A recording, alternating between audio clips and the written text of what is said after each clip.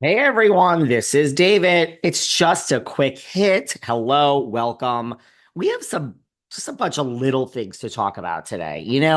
First of all, I just want to say I have not done a full review yet of this week's Beverly Hills. So I am going to be recapping Beverly Hills in detail. I have a lot to say, and I'm going to be doing it before the next episode each week. So the next episode's on Tuesday, and now it is Sunday afternoon.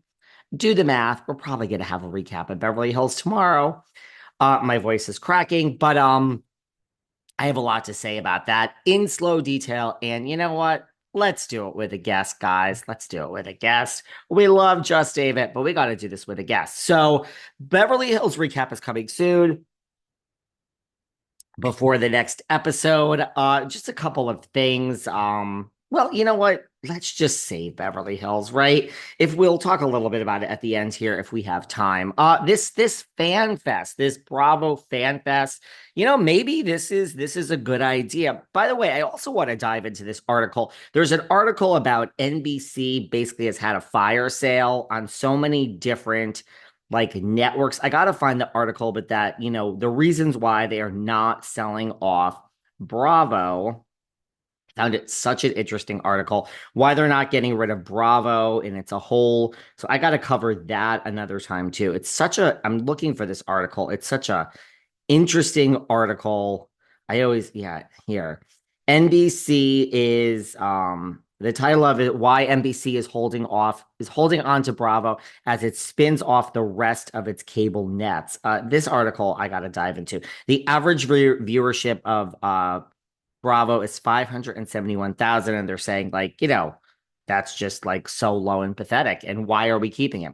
We'll cover that on another episode. But these fan fests, it's going on this weekend. They are. I think it's working. I mean, we're getting a bunch of mashup housewives in, and people are talking. So I find this an interesting place to start. Porsha, we have Porsha's there, Cynthia Bailey's there, and Phaedra is there from RHOA. And Porsha has said, yeah, she wishes pretty much the same thing Drew Sidora said when she was here. She wishes overall that there was more communication regarding the exit of Kenya. I don't think these girls were told anything. Also, they were filming, so it's not really like they could ask anything. They just all want to keep their jobs. But she said, I'm still in contact with Kenya, and I'm still hopeful that she can work it out with the cast and with the network and find a way forward. I was really excited for the audience to see our growth because out of everything, it was super genuine. It was very much big sis, little sis energy that anybody would be able to relate to. I definitely hated that it didn't work out, but sometimes you have to pay for some of your mistakes and come around on the end. So Kenya and Porsha seem to be good. We're going to see some of that on the season. Andy Cohen confirmed. Andy Cohen was there doing a lot of talking. He confirmed we are going to see Porsha. We are going to see everything that happened with Brittany. It is not going to be edited out. She wanted more Porsha. She also says of Britt Edie, that Kenya's going to be mad at me. This is Porsha talking. Kenya's going to be mad at me for saying this, but she's kind of like a little baby Kenya. So hence is the problem. We have baby Kenya versus big Kenya. I mean, big Kenya is a force to be reckoned with. But look, overall, I thought there was a lot of talking to try to hype this season of RHOA. I'm not a hater. I hope it works out. I hope it's great. I mean, again, I personally am loving this season of Potomac. I think it was a great season of Orange County.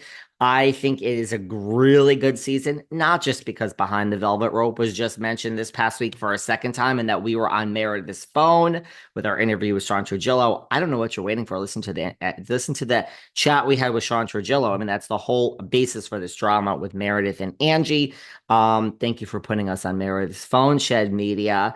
But I think it's in Beverly Hills. I mean, did I like it? Okay, we're going to talk about that. I think there's a lot going on, so I hope Atlanta is good.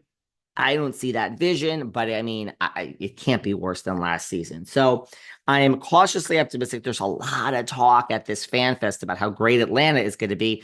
Almost too much, if you ask me. I mean, it's like that couple on Instagram that posts and posts and posts, and like you're miserable. You guys are not happy. You know what I mean? Happy couple is not posting how happy they are on Instagram 24/7. Stay off. Don't compare yourself to other people, guys. That's how depression starts. But we'll see what happens. I think it's a lot of talk. I'm upset about Kenya. I do think that the door is possible. I don't think Kenya's like banned at the network, you know? She's implying the door's open when she's on Tamron Hall. Porsha's hopeful it's going to work out. I'm not so sure we'll never see Kenya back. I don't buy it. I think, look, if this season ain't good, bring on Nene, bring on Kenya, keep Porsha, keep Phaedra, Cynthia's a friend, and let's just do this thing up OG style. That's what I think they should do. I don't think the reboot works. I don't think a hybrid, although a hybrid works. We brought Alexis back. We have Tamra. So, I mean, that kind of works. But I just say go balls to the wall in Atlanta if this doesn't work. Bring back Kenya, bring back Nene, and let's just have the season 17, right? But first, we got to get through 16 if we ever see it. Phaedra says Cynthia is like the best friend, and Cynthia confirms, my big toe is in. I don't know about Cynthia. But Phaedra is so back, and I'm so here for it. And they all say that the newbie showed up. Cynthia says it, Porsha says it, Phaedra says it, that these newbies don't play. They don't care who the OGs are. Again, it's a lot of hype. It's like that happy couple on Instagram that really is not so happy.